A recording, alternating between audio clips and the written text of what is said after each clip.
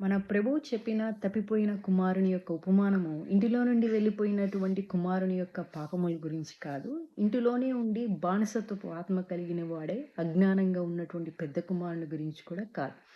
వారిరువురిని అమితముగా, గాఢముగా ప్రేమిస్తున్నటువంటి ఒక తండ్రిని గురించి, తన ఇద్దరు పిల్లలు తన హృదయాన్ని గురించి గ్రహించాలి అని కోరుకుంటున్నటువంటి ఆయన యొక్క సందేశాన్ని గురించి.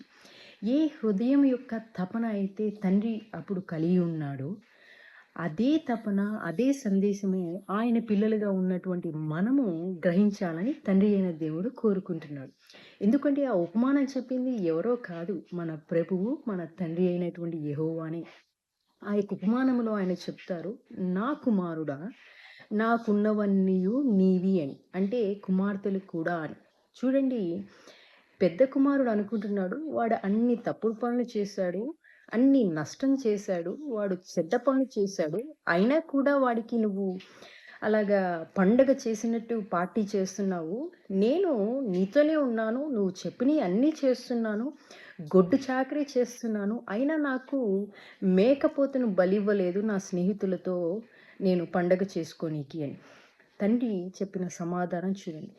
వాడు చెడ్డ క్రియలు చేశాడని, నీవు మంచి క్రియలు చేశాడని కాదు తండ్రి ఆశీర్వదించేది, తండ్రి పండగ చేసేది ఆయన ప్రేమను బట్టియే.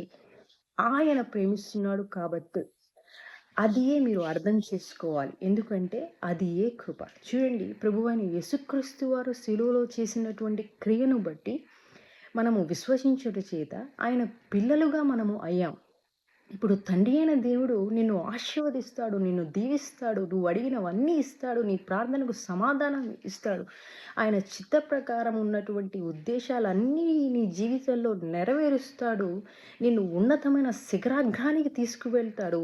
ఎందుకంటే అవి నీవు గొడ్డు చాకరీ చేస్తున్నటువంటి నీ క్రియలను బట్టి కాదు. నేను ఇది చేస్తున్నాను, నేను మినిస్ట్రీ చేస్తున్నాను, ప్రార్థన గంట సేపు చేశాను, నేను సినిమాలకు వెళ్ళట్లేదు, వాడు సినిమాలకి వెళ్తున్నాడు, వాడు తాగుబోతు అని అలాంటి క్రియలను బట్టి కాదు. ఆయన కనికరపరుడు గనక, ఆయన మనల్ని ప్రేమిస్తున్నాడు గనక నీవు నేను ఆయన ప్రియ కుమారులము, కుమార్తెలము కనుక మాత్రమే ఆయన ప్రేమను బట్టి ఆశీర్వదిస్తున్నాడు. అది ఏ కృప, అది మీరు గ్రహించాలి.